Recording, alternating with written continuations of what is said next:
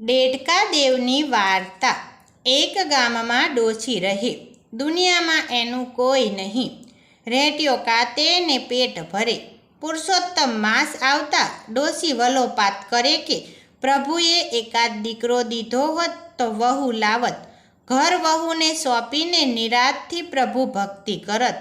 રાંધવા ચીંધવાની કડાકૂટમાં પુરુષોત્તમ પ્રભુને નિરાંત જીવે ભજાતા નથી। આવો વલોપાત કરતી ડોશી દાંતણ કાપવા ગઈ। દાંતણ કાપતા કાંટો વાગ્યો, હથેળીમાં થયો ફોડલો। પીડાથી રહેવાય નહીં, પાણી અડે ને ફોટલો મોટો થતો જાય, પીડા વધતી જાય। પુરુષોત્તમ વ્રત લીધેલું એટલે નદીએ નાહવા તો જવું જ પડે। એક દિવસ ફોડલો ફૂટ્યો અને એમાંથી નીકળ્યો ડેટકો। ડ્રાઉ ડ્રાઉ કરતો આખા ઘરમાં ફરવા લાગ્યો।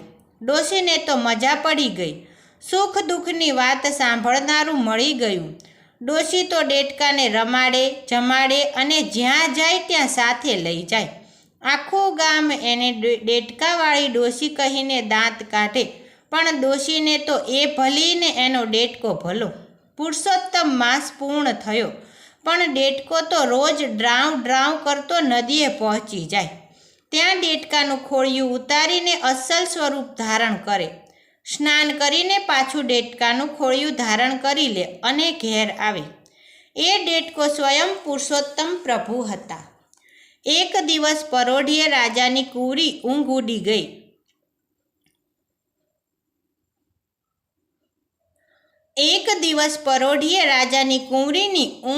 ગઈ। કુંવરી તો ઝરૂખે આવીને ઊભી રહી। સામે જ નદી છે, નદીમાં એક દેવ પુરુષ સ્નાન કરી રહ્યો છે। કુંવરી મોહિત થઈ ગઈ। થોડી વારે દેવ પુરુષ નદીમાંથી નીકળ્યો અને ડેટકાનું ખોળિયું ધારણ કરીને ચાલ્યો। કુંવરીએ સંકલ્પ કરી લીધો કે પરણું તો આ પુરુષને જ પરણું, બીજા બધા મારે માટે ભાઈ બાપ। એવામાં કુંવરીના માગા આવ્યા। કુંવરીએ કહ્યું કે વરીશ તો ડેટકાને જ વરીશ। રાજા ક્રોધિત થયો, સામ ડામ દંડ ભેદ અજમાવ્યા, પણ કુંવરી એકની બે ન થઈ। એણે તો અન્ન જળ છોડી દીધા। હારીને રાજાએ ડોશીને બોલાવી। વાત જાણતા જ ડોશી તો હરખાવા લાગી। ડેટકાને કુંવરી વરતી હોય એ તો ગોળ કરતાંય ગળ્યું। ઘડિયા લગ્ન લેવાયા। વાત ગામમાં ફેલાઈ ગઈ। બધા દાંત કાઢવા લાગ્યા, જાત જાતની વાતો કરવા લાગ્યા। રાજા રાણીની ભોંઠપનો પાર નથી, પણ કુંવરી હરખાઈ છે। કુંવરી ડેટકા સાથે 4 ફેરા ફરી ડોશી વરઘોડિયાને લઈને ઝૂંપડીએ આવી। રાત પડતા તો ડોશી ઊંઘી ગઈ। કુંવરી જાગે છે, ડેટકો ટગર ટગર એની સામે તાકી રહ્યો છે। મધરાત થતાં કુંવરી બોલી, કહો દેવ, હવે તમારા અસલ સ્વરૂપમાં આવો, મેં તમને નદીમાં સ્નાન કરતા જોયા છે।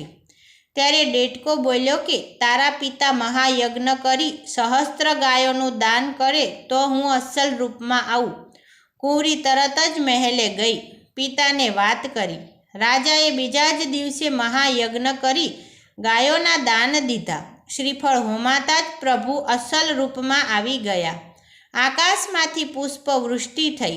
પ્રભુ કુંવરી અને ડોશીને સદેહે વૈકુંઠમાં લઈ ગયા। હે પુરુષોત્તમ રાય, તમે જેવા ડોશીને અને કુંવરીને ફળ્યા એવા સૌને ફળજો। જય જય પુરુષોત્તમ ભગવાનની।